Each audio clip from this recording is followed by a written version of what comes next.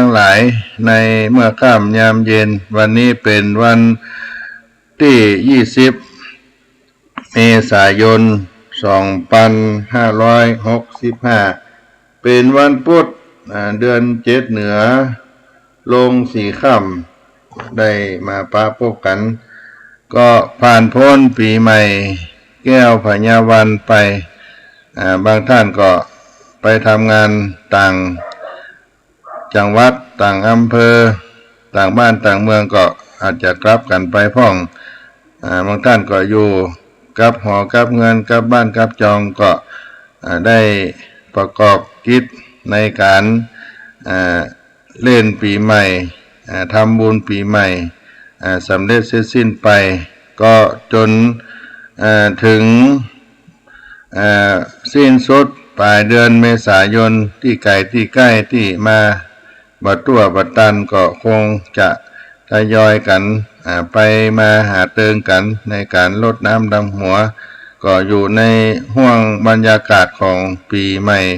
ปืนบ้านล้านนาปีใหม่เมืองเหนือเฮาอยู่วันนี้อาตมาภาพได้มาประพบกับท่านทั้งหลายว่าจะเอา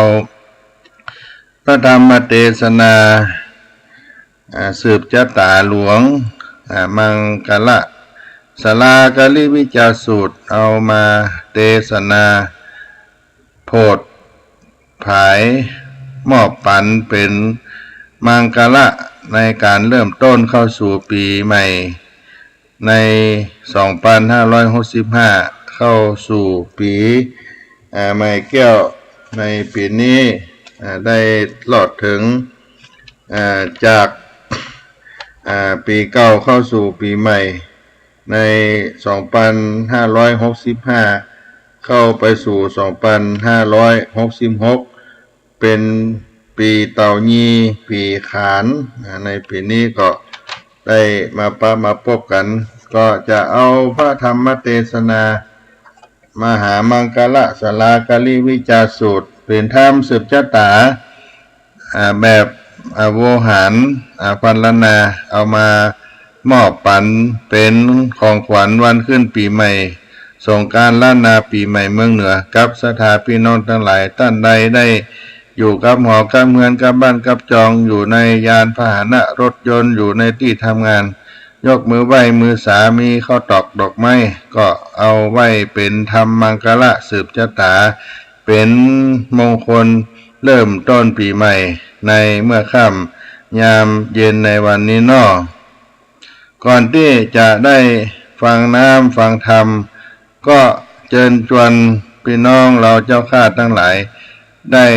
นอบน้อมกราบไหว้พระรัตนตรัยเพื่อเป็นการบูชาคุณแห่งพระแก้วเจ้าทั้งสามก่อนจะได้ฟังธรรมมหามังกละสลากลิวิจาสูตรสืบชะตาเสริมดวงชีวิตในปีใหม่แก้วพญาวันมาเติงปีใหม่พื้นเมืองล้านนาไทยของเฮานออิมินาสักการะตังพุทธังอภิปูชญามะอิมินาสักการะตังธัมมังอภิปูชญามะอิมินาสักการะตังสังฆังอภิปูชญามะอรหังสัมมาสัมพุทโธภควาพุทธังภควันตังอภิวาเทมิสวาคาโตภควตาธัมโมธัมมังนะมัสสามิสุปฏิปันโนภควโตสาวกสังโฆสังฆังนะมามินะโมตัสสะภะคะวะโตอะระหะโตสัมมาสัมพุทธัสสะนะโมตัสสะภะคะวะโตอะระหะโตสัมมาสัมพุทธัสสะนะโมตัสสะภะคะวะโตอะระหะโตสัมมาสัมพุทธัสสะ ไหว้พระบรมธาตุเจ้าดอยสุเทพสุวรรณเจติยังเกสาวระมัทะลุงกังวรัญญาธาตุงสุเตวะนามกังนาระเตเวหิสัพพะปูจิตังอะหังวันตามิสัพพตาน้อมไหว้ปาลมีธรรมครูบาเจ้าสลีวิจัยครูบาเจ้าศีลธรรมตนบุญแผ่นดินล้านนาเนอศรีวิจัยจันนะมหาเถโลสัพพะลาโภนิรันตรังตะมหังสังฆังศิราสานามามิอัญญังวุจติสิริวิจัยโยนามะมหาเถโลอุตตมะสีโลนาราเตเวหิปูจิโตโสระโหปัจจญาตินังมหาลาภาปวันตุเมอหังวันตามิสัพพตาอหังวันตามิศิลสาอหังวันตามิสัพพโสสาธุสาธุสาธุอนุโมทามิ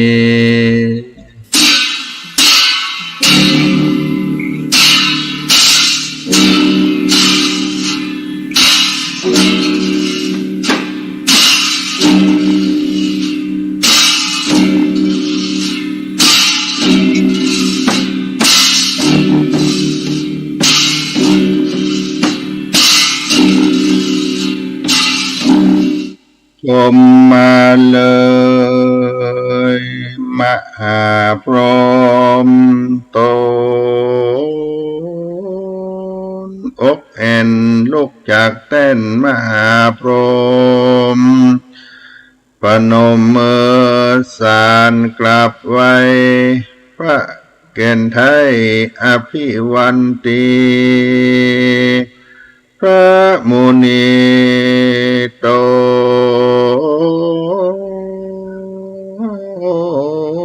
พันแผ้วทลัดพญาแล้วยอดใหญ่ยานขอสมปานพระเป็นเจ้ามาโปรดเกล้าหมู่ปาจาตังพรหมเทวาและมนุษย์โลกหายทุกโศกนานามีสันติปัตตาเป็นที่ตั้งขอลูกศิษย์พระพุทธังตนองค์อาจเกินนั่งธรรมาสแก้วเทศนาธรรมมหามังกละสลากาลิวิจาสูตรเป็นธรรมสืบจะตาหลวงจุงฮือเป็นมังกละแก่มหามุลลศรัทธาที่อยู่ทางคอยฟังธรรมาธัมมัง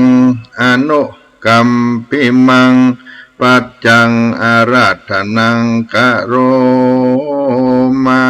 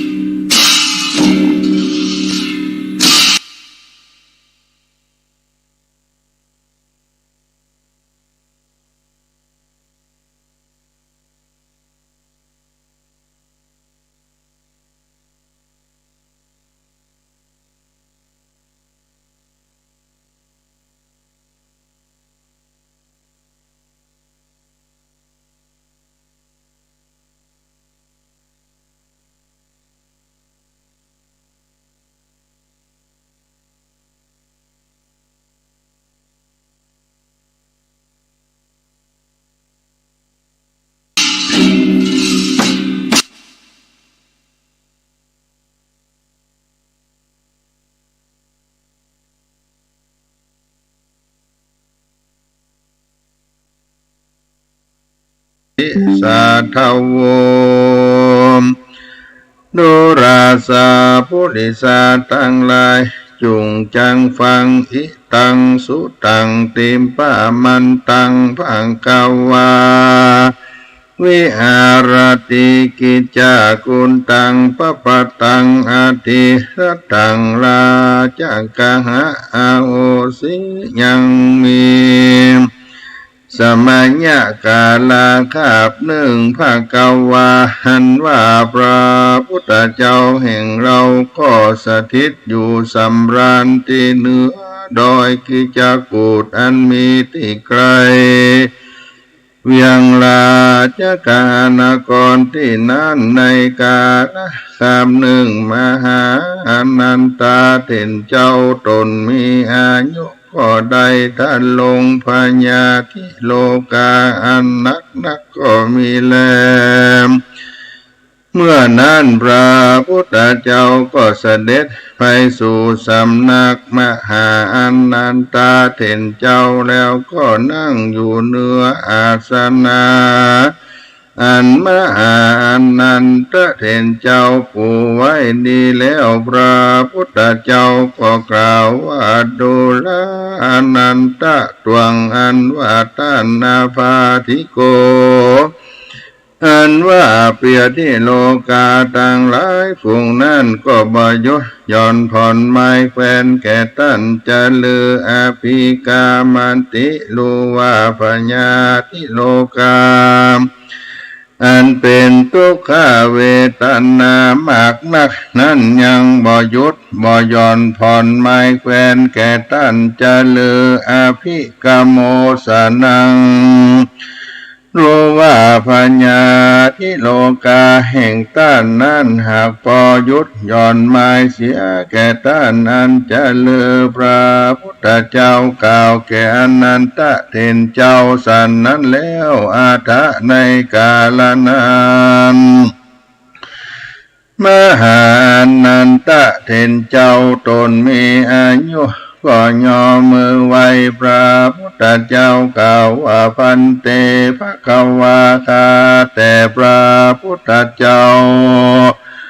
อันว่าพญาธิโลกาอันเดือดเนื้อร้อนใจเป็นทุกขเวทนามากนักก็บ่ถอยไม้แควนแก่ผู้คาโส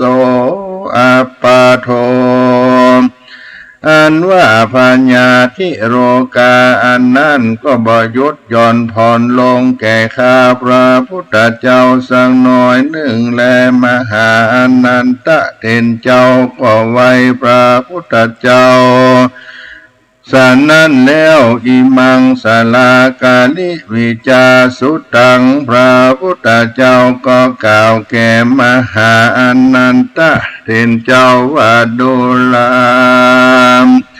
อานันตะตวงอันว่าต้านจุงสนามจำชื่อไว้ยังสลากาลิวิจาสูตรอันนี้เป็นคุณแก่ท่านเตือนในเมื่อท่านและจำมันกุงดังอันก็จะเป็นพันโยจะนะมากนังแลกันว่าต้านสังวาสสวัสดิญายังสลากาลิวิจาสูตรนี้ไปใจก็จากพ้นจากเปียที่โลกาพญาหันสะดุงตกใจกลัวพอหนังหัวปองสยองเกลาเส้นขนลุกนั่นแลต้านก็จังมีแต่จ้าเอทิลิทีภาแปสาธุตั้งมวลหน่วยอนุภาวะสลากาลิวิจาสูตรอันนี้จะแลจะตุนังปาลิสานังภิกขุนังภิกขุนีนังอุปาสกานังอุปาสิกานังอัตตาภาญาสุขาญาหิตาญาอนันตสัมมาสัมพุทโธสลากาลิวิจาสุตังเต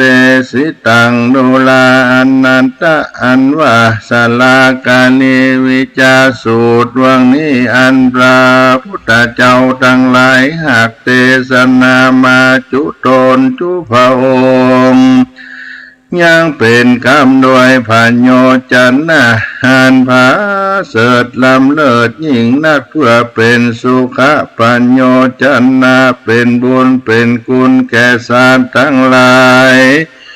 สี่จำพวกเงือภิกขุภิกขุณีอุปาสังกาอุปาสิกาในภาวะนี้และภาวะไปนาทลาบต่อเต้าถึงนิพพานเจ้าอันบ่รู้เท่าบ่รู้ตายนั่นแลวิปัสสิปิหันันตะสัมมาสัมพุทธัสสะอิมังสลากาลิวิจาสุตังภาสิตังกากุสันทัสสะปิอนันตะสัมมาสัมพุทธาอิมังสลากาลิวิจาสุตังโก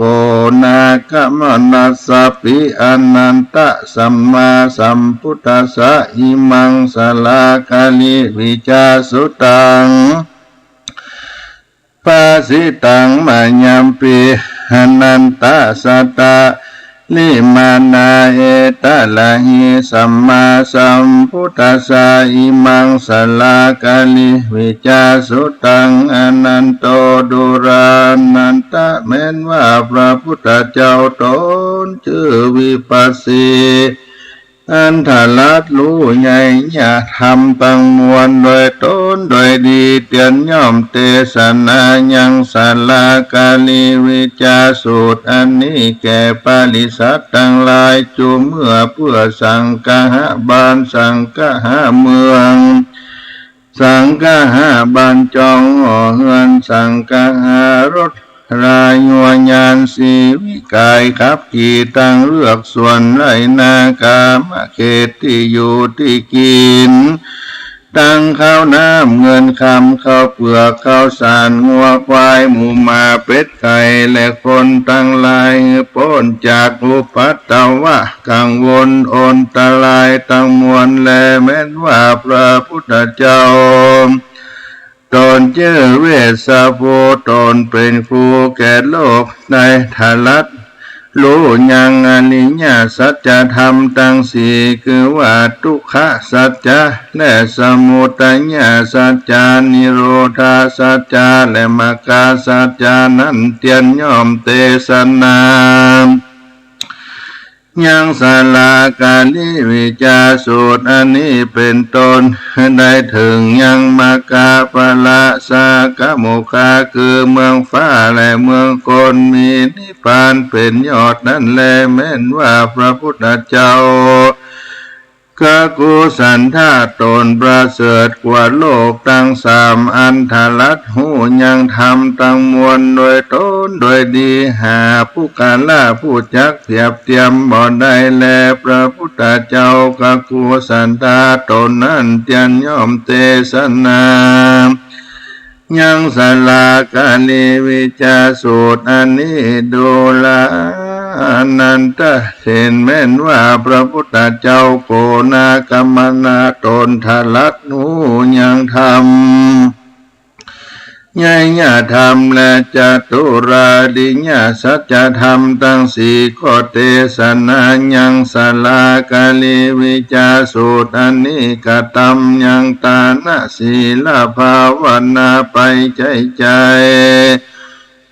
ได้ถึงโลกุตระธรรมเจ้าเก่าพระการนั้นแลดุราอนันตะแม้นว่าพระพุทธเจ้า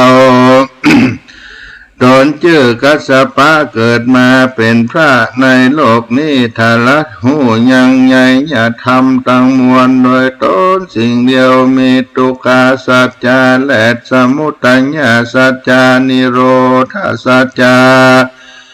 มรรคสัจจะรู้ยังโลกตั้งสามคือว่ากามาโลกรูปโลกอรูปโลกพระพุทธเจ้าตนนั้นก็เทศนายังธรรมสลากาลิวิจาสูตรอันนี้เพื่อมูตุคุณายังหมู่คนและเทวดาอินตาพรหมทั้งหลายได้เป็นปัจจัยอาทังกิกามกา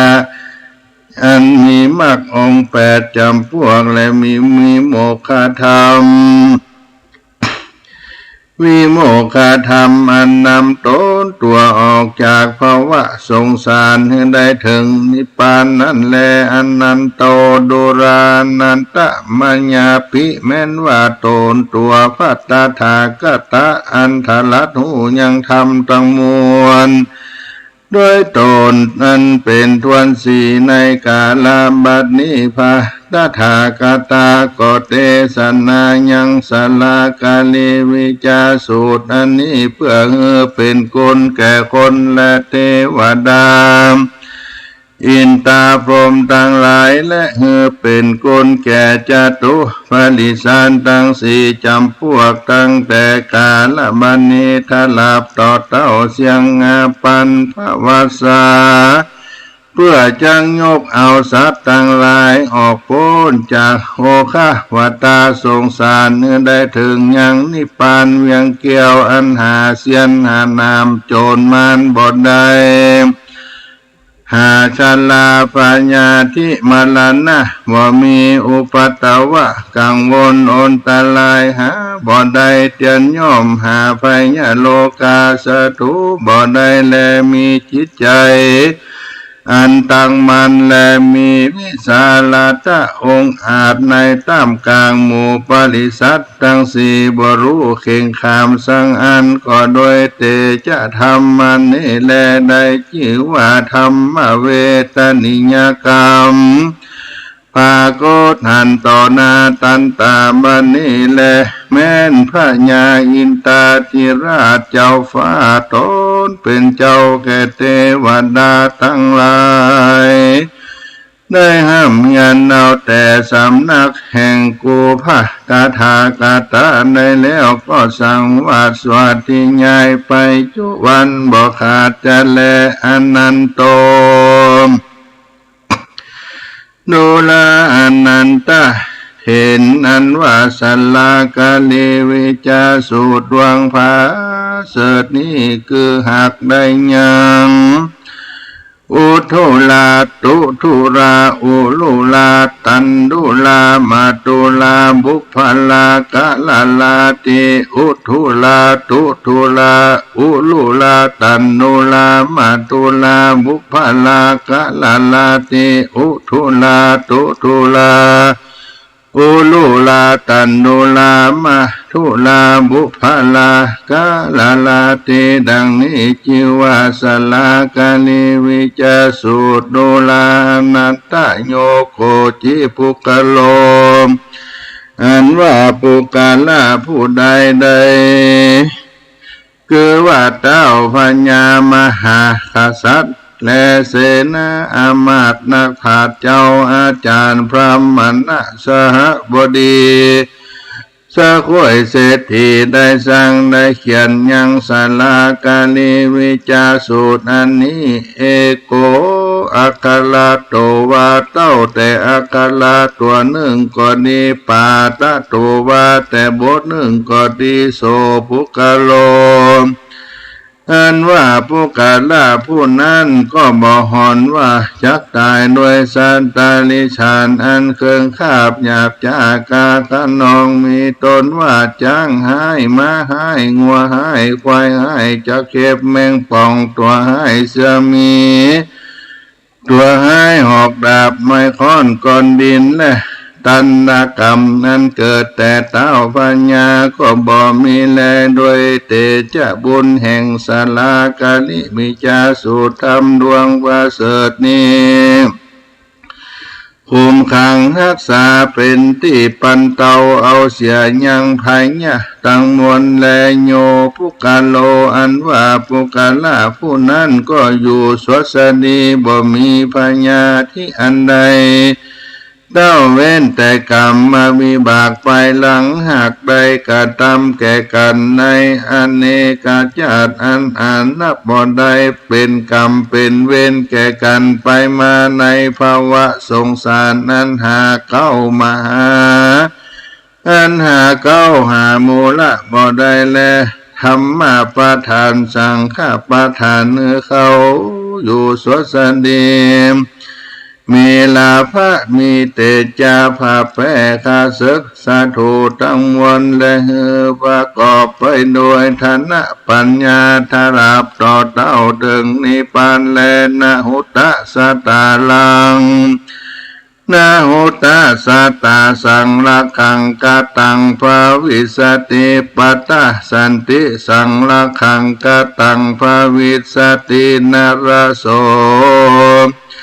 สันตาสังละคังกตังภาวิสตินาคานะสันตาสังละคังกตังภาวิสตินากายะสันตาสังละคังกตังภาวิสติตัทธะอุตรังนารัมปะเตดุลานันตโยปุกะโล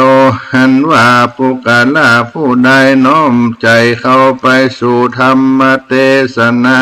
นี้ด้วยจัตสัจจะกะละว่าครบยำน้อมจิตใจต่อถึงธรรมเทศนาพระตถาคตเจ้าดวงบาเสดนี้ในกาละตุงเมื่อก็มีแลเม้นข้ออุบาทพญาที่โลกาอันเกิดมีในตัวตนต่างมวลก็ดีภัยยะกังวลโนนตะลายต่างหลายก็ดีเป็นทุกข์นั้นหาเข้าของสัมปติบ่ได้ก็ดีแม้นสะดุ้งตกใจกลัวโดยเป็นภัยยะต่างหลายแต่เส้นคนโลกเส้นหนึ่งก็ดีอันว่าเพราะอุบาทโอนตะลายตำมวลก็จักลำงับกับหายไปเสียแต่พวกกาลาผู้นั้นบ่อยากจะแลมโดยเตจะทำศาลากาลิวิจาสูตรดวงพาเสดแห่งพระตถาคตานิหากรักษาผู้กาลาผู้นั้นหือได้หิมากาเกินด้วยเข้าของสัมปติไหลหลังมามั่งมูลตุนเตาจูข้ามเจ้าได้อยู่สุขสวสนีจูเมื่อจะแลดูราอนันตะผู้ใดได้มีเครื่องปูจามด้วยสิ่งของมีตนว่าข้าวเปลือกข้าวสารผ้าตีดสีสายน้ำมันข้าวตอกดอกไม้ลำเทียนของหอมต้นกล้วยต้นอ้อยจ่อน้อยและตุงใจตั้งพัดใจเงินคำมาตั้งไว้สามุขีฐานสองนาเจ้าภิกขุตนมีศีลบริสุทธิ์เทศนาธรรมศาลากาลิวิจาสูตรดวงพาเสดนี้ไปสังฆะสืบจาตาบานจาตาเฮือนจาตาเมืองจาตาเงินคำไรนากามาเขตจาตาถุงเป่งถุงควันสืบจาตาคนยิงใจสืบจาตาเวียงสืบจาตาวัดวารามตั้งหลายตั้ง3 ปีทัดกันอย่าได้ขาดสายเตอบ้านเมืองห่อเงินเวียงวัดวาอารามต่างหลายก็จังวุฒิจำเริญการกุ่งหุ่งเมืองมากนักก็ด้วยสารธรรมคำสอนแห่งพระตถาคตบ่อยาจะแลม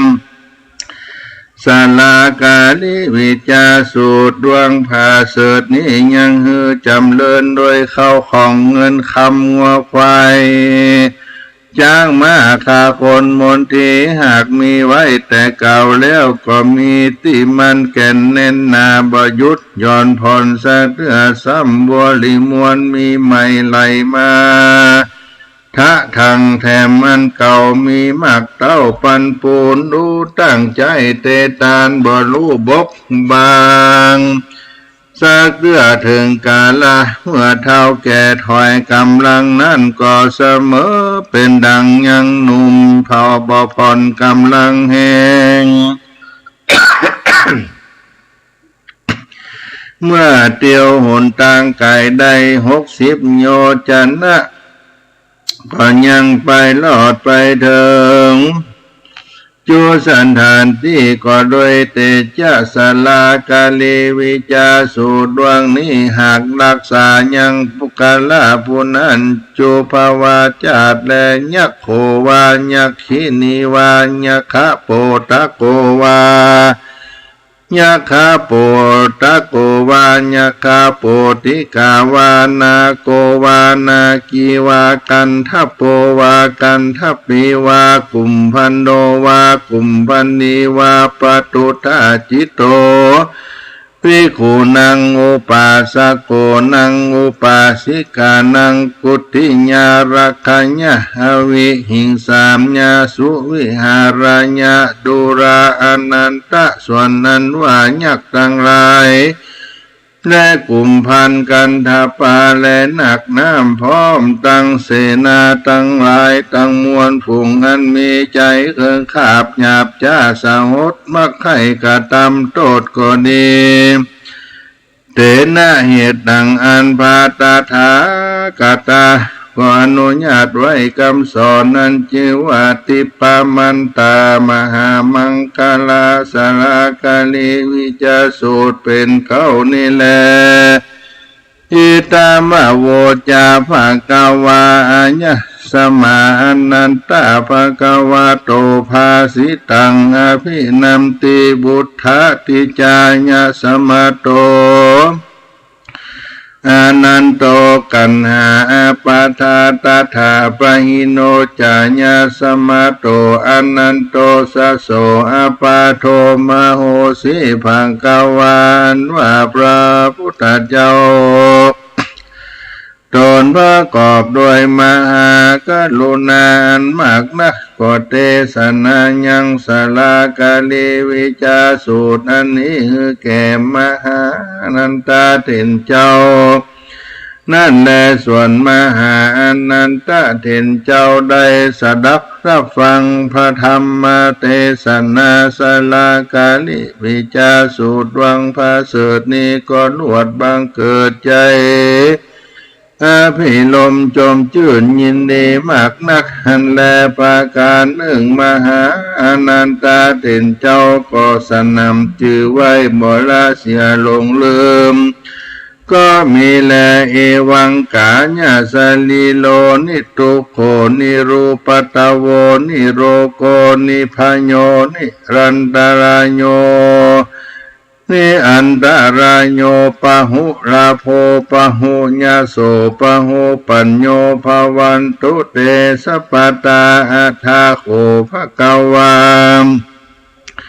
ในกาลนั้นพระพุทธเจ้าก็หันยังต้านมหาอนันตเถรเจ้าพ้นจากภัยโลกาตั้งหลายมีเนื้อตัวต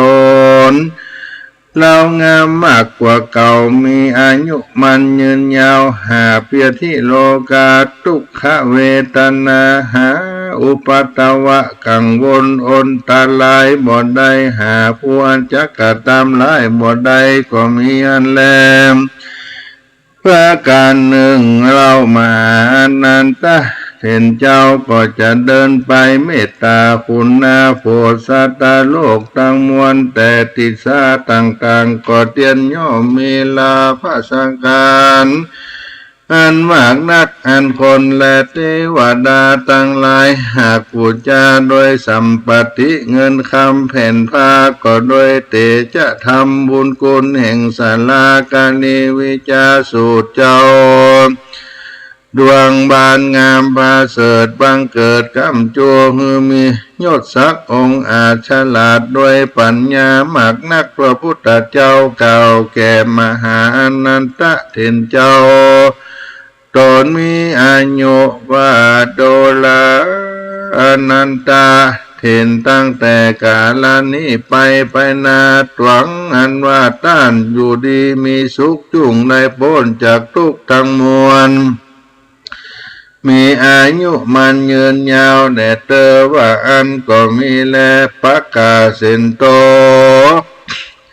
ธรรมปริโยสเนสาธิกาธรรมเทศนาโสตาปฏิภลาตินิปาปุนิงสุปหุจนา ส่วนนั้นว่าคนต่างหลายมากนักในฟังรัสธรรมเทศนาดวงอันวิเศษอันดับกิเลสตัณหาขาดแล้วก็ได้ถึงธรรมวิเศษประเภทว่าโสตาปฏิภรามอรหันตาเจ้าเป็นตนเป็นปริโยสารก็มีวันนั้นแลสรากาเลวิจาสุตังเนติตังขีญาสังวันนาแก้ไขยังสลากาเลวิจาสูตรอันมีในทิปโม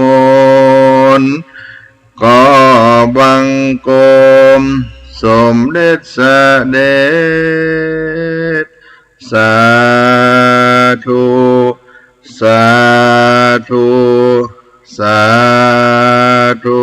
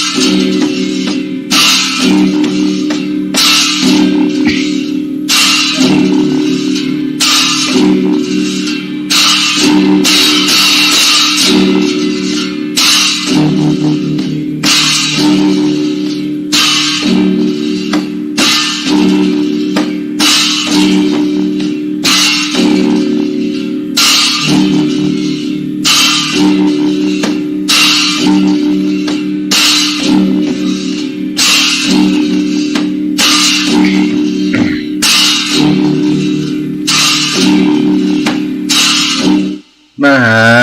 วุณศรัทธาทั้งหลายอาตมาภาพได้นำเอาธรรมสลากลิวิจาสูตรอันเป็นธรรมังกละที่พระสัมมาสัมพุทธเจ้าได้ประทานสลากลิวิจาสูตรธรรมแก่มหานันตะเถรเจ้าผู้สูงอายุก็ได้พ้นจากโรคภัยทั้งหลายซึ่งเป็นธรรมมงคลที่ได้ใช้ในการประกอบพิธีมังกละเป็นต้นว่าธรรมมงคลการสืบชะตาก็ดีเป็นธรรมที่เทศนาในงานมงคลได้ทุกอย่างได้เอามาเทศนาปั่นฝากพี่น้องศรัทธาทั้งหลายในเมื่อค่ำยามเย็นในวันนี้ก็เพื่อให้เป็นของฝากในปีใหม่เมืองมหาส่งการล้านนาให้พี่น้องศรัทธาได้เป็นผู้ที่ได้มีความสุขทางกายทั้งใจด้วยเตชะธรรมแห่งสลากลิวิจาสูตรเจ้าดังที่ได้กล่าวไว้ในพระธรรมเทศนาหัวใจสลากลิวิจาสูตรนั้นเป็นธรรมล้วนประเสริฐถ้าได้สวดที่ไงนักปราชญ์เจ้าทั้งหลายด้วยอักขระตัวหนึ่งก็ดีเอโกอักขระโตวาปาตะโต ว่าแต่บทหนึ่งก็ดีปุกละผู้นั่นก็บ่ห่อนจักตายด้วยสัตตาดิฉันเครื่องขาบหยาบจ้าก้าขนองเป็นต้นว่าจ้างม้างอควายทั้งหลายจักเข็บแมงป่องอันตัวร้ายทั้งหลายเสือหมีตัวร้ายหอกดาบไม้ค้อนก้อนดินตันดกรรมมันเกิดแก่เต้าพญาก็บ่มีแลด้วยเตจ้าธรรมศาลากาลิวิจาสูตรได้ปกปักกลุ่มขังรักษาปันเตาเสียยังพญะตังมวลปุกละผู้นั้นได้กราบได้ไหว้ได้สักการะบูชาได้สวดที่ใหญ่ก็หาเพียที่โลกาบ่ได้เว้นเว้นแต่กรรมวิบากไปหลังที่จะเว้นบ่ได้ในปางก่อนในชาติก่อนที่ได้กระทำมาเป็นกรรมเป็นเวรแก่กันไปมาในภาวะสงสารหาเก้าหามูลบ่ได้ก็อันนี้เว้นบ่ได้ธรรมะปะฐานเนสังฆปะฐานเนเขาได้อยู่สดสดีมีลาภะสการผ่าแป้คัดซึกสตูตั้งมวลประกอบไปด้วยฐานะปัญญาตลาบต่อเต้าถึงนิพพานเจ้านี่เป็นอานิสงส์เตจ้าธรรมแห่งศาลากาลิวิจาสูตรผู้ใดได้กราบได้ไหว้ได้สักการะบูชาก็เป็นมังกละแม้นว่าข้ออุบัติพญาที่โลกาเกิดในตนในตัวพญะกังวลตรายทั้งหลายเป็นทุกข์หาเข้าของสัมปติบ่ได้ก็ดีสะดุ้งตกใจด้วยพญะทั้งหลายแต่เส้นขนลุกเส้นหนึ่งก็ดีอันว่าข้ออุบัติอันตรายทั้งหลายก็ลำงับกำหายไปด้วยเตจ้าธรรมศาลากาลิวิจาสูตรแห่งพระกถากตะได้คุมขังรักษามิมากล้าขึ้นมั่งมูลตุนเต้าเข้าของหลั่งไหลเข้ามาจุข้ามเจ้าอยู่สุขสดดีก็เป็นธรรมศาลากาลิวิจาสูตรคาถาธรรมนั้นที่เปิ้นเอาไว้กันมีอยู่ว่าอุทุลาตุทุลาอุลุลาตันดุลามะทุลาบุพลากะละลาติอุทุลาตุทุลาตันดุลามะทุนาบุพลากะละลาติอุทุลาตุทุลาอุลุลาตันดุลามะทุลาบุพลากะละลาติอันนี้เป็นหัวใจศาลากาลิวิจาสูตรมีอยู่7 ลาบอกว่าลา7 ใบเอาไว้สายุมันยืนยาวหายจากเพื่อที่โลกาดังที่ได้เทศนาไปเป็นหัวใจศาลากาลิวิจาสูตรเนอะศรัทธาท่านผู้ฟังทั้งหลายอุทุลาตุทุลาอุลุลาตันนุลามะทุลาบุพลากาละลาติอันนี้เป็นคาถาหัวใจศาลากาลิวิจาสูตรที่เอาใจสืบชะตาเป็นมงคลก็ได้เป็นสิริมงคลที่ช่วยบัดได้ที่ในธรรมเพิ่นกล่าวว่าเว้นแต่มีกรรมวิบากเต็มปลายหลังมาแต่หลายชาติแต่ก่อนเป็นกรรมเป็นเวรในวัฏสงสารอันนี้หาก้าวมูลบ่ได้แต่ว่าถ้าเราเป็นด้วยธรรมดานี่ก็อยู่ดีมีสุขมั่งมูลตุนเต้าด้วยแต่จะทำแม้แต่พญาอินตาที่ราชเจ้าก็ยังมาห้ามมาเฮียนยังแก่พระตถาคตเจ้าเอาไปสอนยังเทวดาทั้งหลายสิ่งที่ปูชาทำนี่ก็มีข้าวเปลือกข้าวสารเครื่องสักการะบูชาข้าวเปลือกข้าวสารผาตีดผางผาตีดสีสายน้ำมันข้าวตอกดอกไม้ลำเตียนหน่อกล้วยหน่ออ้อยจ่อน้อยตรงใจปัจจัยเงินคำก็เป็นเครื่องบูชาพระธรรมเทศนาศาลากาลิวิจาสูตรวัดวาอารามบ้านเมืองประเทศชาติบ้านเมืองวัดวาอารามหอเฮือน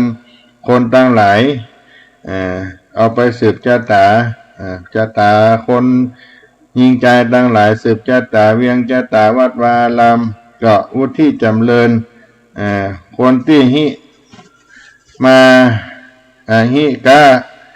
หิบ่มากาบ่ขึ้นได้ฟังธรรมก็จะได้มีเข้ามีของหมากมูลตุดเต้าขึ้นมา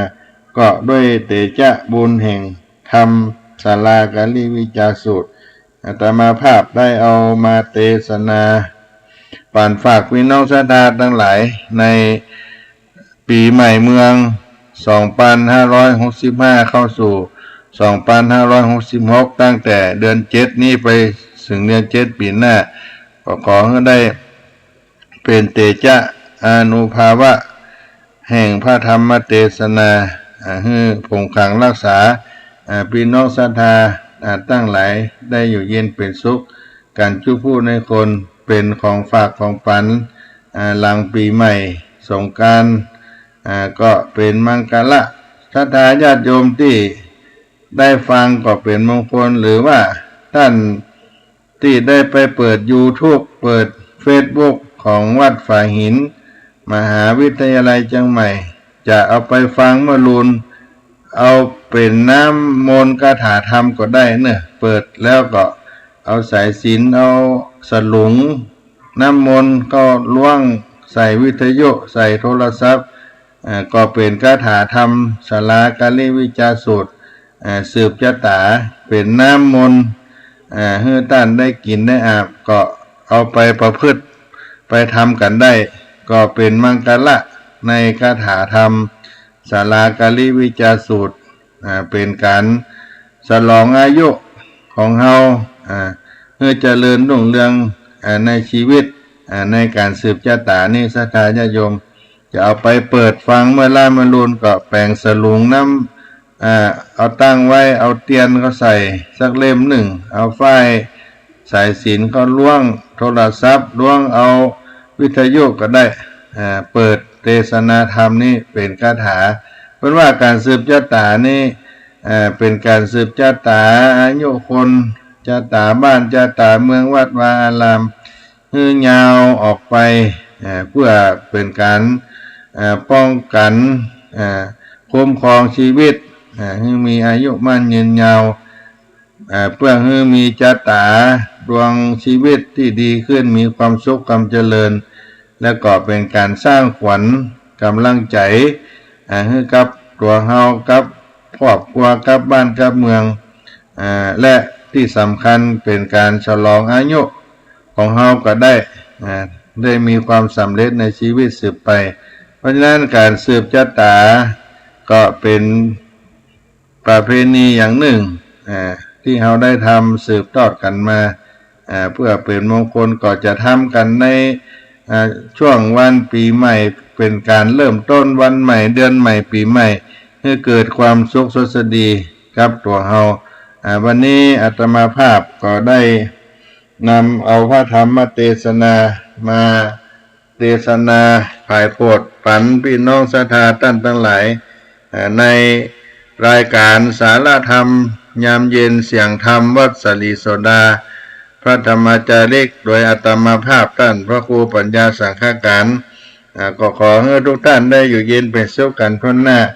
ก่อนจะล่ำจะลาก็ขอปันโชคปันใจให้ท่านทั้งหลายได้อยู่เย็นเป็นสุขพิวาทนะสีลิสานิจังเฮือกินเฮือตานไว้สาจังมันปุญญาพลังบัดตกขาดบ้างติดตามจูวันจูมือลังอันก่อหาลังอันก่อซื้อลังอันเขาฮือปันใด